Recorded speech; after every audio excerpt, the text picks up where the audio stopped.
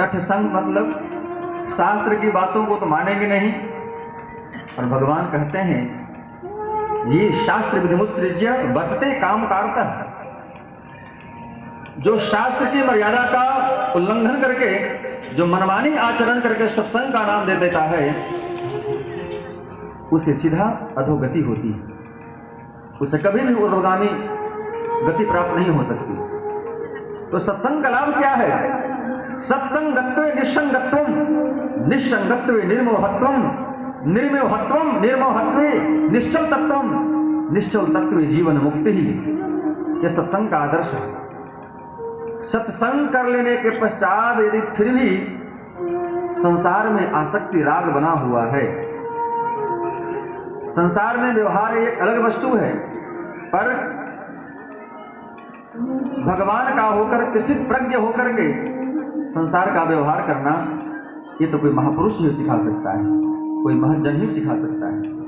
तो सत्संग का प्रभाव यह है कि निस्संगत्वम, निस्संगत्वे निर्मोहत्वम, और निर्मोहत्वे निश्चल तत्वम।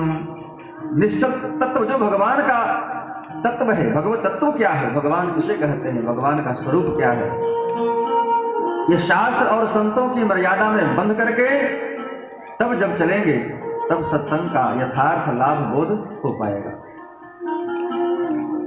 सत्संगत्वे निर्मोहत्वम, सत्संगत्वे निस्संगत्वम, निस्संगत्वे निर्मोहत्वम, निर्मोहत्वे निश्चल तत्वम, निश्चल तत्वे जीवन मुक्ति ही।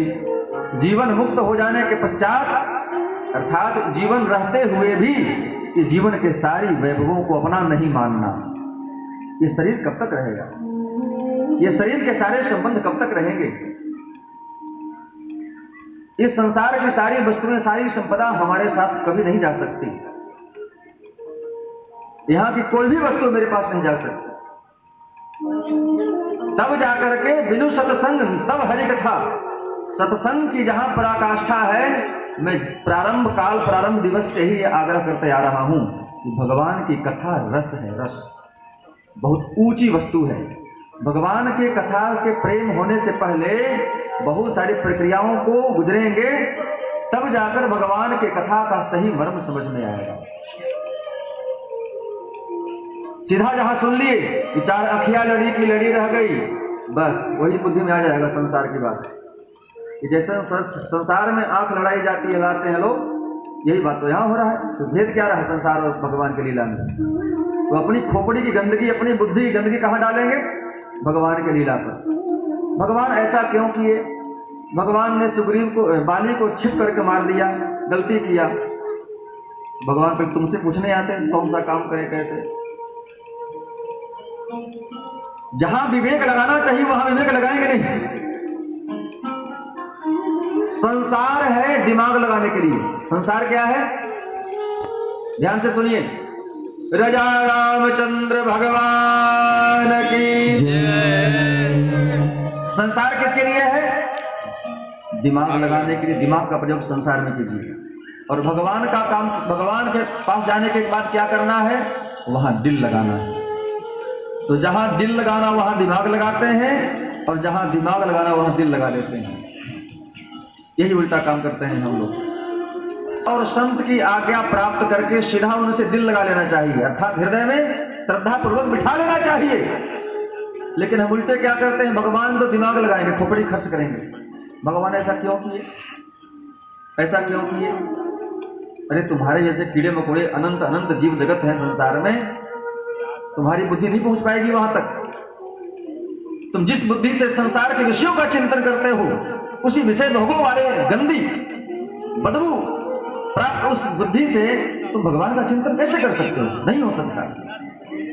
इसलिए जब तक हमारा चित्त अंतःकरण निर्मल नहीं है सत्संग के द्वारा, तब तक भगवान की कथा का रस प्रकट नहीं हो सकता। एक बार की बात है, बड़ा प्यारा प्रसंग ध्यान में आ गया। एक बार की बात है, भगवान और नारद जी आपस में बैठे चर्चा कर रहे थे साकेत में, वैकुंठ में, गोलोक में मान लीजिए। देवर्षि नारद जी ने कहा, प्रभु आजकल आपकी कथा धरती पर बहुत हो रही है। हाँ, क्या हो रही है? आजकल भगवान की कथा खूब देखो, गली गली शहर शहर मोहल्ले में चार अखिया लड़ी की लड़ी रही गाने वाले कथा खूब हो रहे हैं। कथाओं की कमी नहीं है, लेकिन फिर भी समाज में परिवर्तन नहीं आ रहा है। फिर भी भक्ति का आंदोलन दिख नहीं रहा। कारण क्या है? भगवान ने कहा कि अब ये तो तुम बताओ, तुम ज्यादा घूमते हो हर जगह, मैं तो सब जगह सत्ता रूप से व्याप्त हूं, तुम तो सब जगह वीणा बनाते घूमते रहते हो। देवर्षि नारद, आप बताइए इसका कारण क्या है? बिल्कुल ध्यान से सुनिएगा प्रसंग। इतने में उधर से लक्ष्मी जी आ गई। लक्ष्मी जी ने कहा, प्रभु ये दोनों आपस में क्या वार्ता कर रहे हैं आप लोग? नारद जी ने कहा, माते, मैं तो यह कहता हूं कि आजकल धरती में इतनी कथाएं हो रही है, पर कथा का जो प्रभाव दिखना चाहिए वो कहीं दिखता नहीं। जैसी भक्ति का आंदोलन, जैसी भक्ति की लहर फैल जानी चाहिए, कथा के माध्यम से वैसा प्रभाव दिखता नहीं। लक्ष्मी जी ने कहा कि कथा का प्रभाव कुछ नहीं, आप ये कथा सुनने कोई नहीं जाता है, तो ये सब ऐसे ही बैठे हैं क्या? लक्ष्मी जी ने कहा कि आपकी कथा से कोई प्रेम नहीं करता। अब भगवान को बड़ी मानहानि जैसी लगी कि मेरी कथा से किसी को प्रेम नहीं है, और नारद जी कह रहे हैं कि आपकी कथा आजकल खूब होती है, हमेशा से होती आई है, आज क्या? पर लक्ष्मी जी का तर्क था, शर्त यह है कि आपकी कथा से कोई प्रेम नहीं करता, सब लोग मुझसे प्रेम करते हैं अधिक। अगर आपको विश्वास नहीं तो चलिए आपको दिखा देती हूं। कैसे? चलिए दिखाती हूं। ऐसे ही कहीं कथा हो रही थी, जैसे शक्ति विघा में बहुत दिव्य भव्य आयोजन किया गया है, ऐसे ही कहीं कथा हो रही थी। और शाम को सभी माताएं अपने घर का काम जल्दी जल्दी करके, शाम को आरती का समय, जल्दी चलो कथा का समय हो गया, नहीं कथा का प्रसंग छूट जाएगा, आरती छूट जाएगी।